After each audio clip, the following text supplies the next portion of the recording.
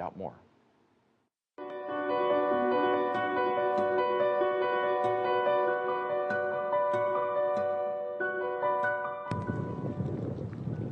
As ice retreats, more Arctic waters are open for navigation, and that means vessels such as the Umiak 1, a Canadian bulk container ship owned by the Fednof Shipping Company, will be making more trips into frozen regions.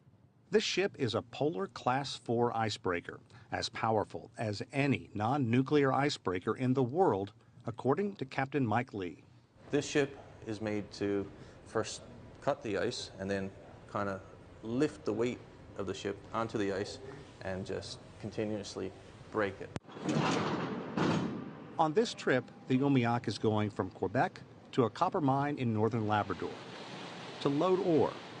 But where the Umiak really makes its money is in the worst of the worst conditions. And a normal vessel would either be holed, or it would break propellers, break rudders.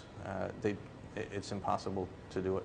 It's estimated the Arctic holds roughly 25% of the remaining natural resources in the world. It's no secret the Northwest Passage, connecting the Atlantic and Pacific Oceans, is opening, luring more and more ships into treacherous waters. Some have even labeled the Northwest Passage Panama Canal North, meaning container ships, cruise ships, and other vessels are finding the icy water more appealing to trim time and money off their trips.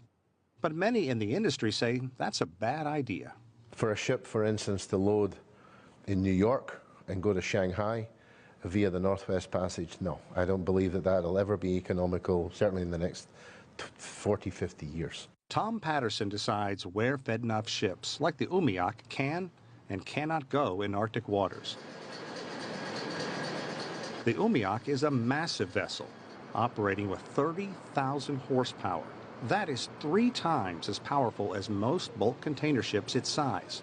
Built for $90 million, it also cost 3 times as much as a traditional ship. So as you can imagine, the Umiak has the very latest high-tech wizardry to avoid damaging ice. It will tell us here on the ship what kind of ice concentrations, ice types we can expect along our route. And then we can, with that information, we can maybe deviate into easier ice regimes to avoid the bad stuff. We've been spending many, many months and years and money developing the technology. The technology today exists to take oil and gas out of the Arctic. It exists to operate all year round, and it will require very specialized, expensive tonnage to operate in the wintertime. Even with the array of high-tech equipment like radar, people on the bridge still keep eyes on the water, because this is what they run into even in the summer. Icebergs that come down from the north. And when they break up, the little bits are called Berge bits, and the even smaller portions are called growlers. And those things can simply devastate the hull of your average cargo ship. A year ago, Fednof became the first ship to sail unescorted through the Northwest Passage.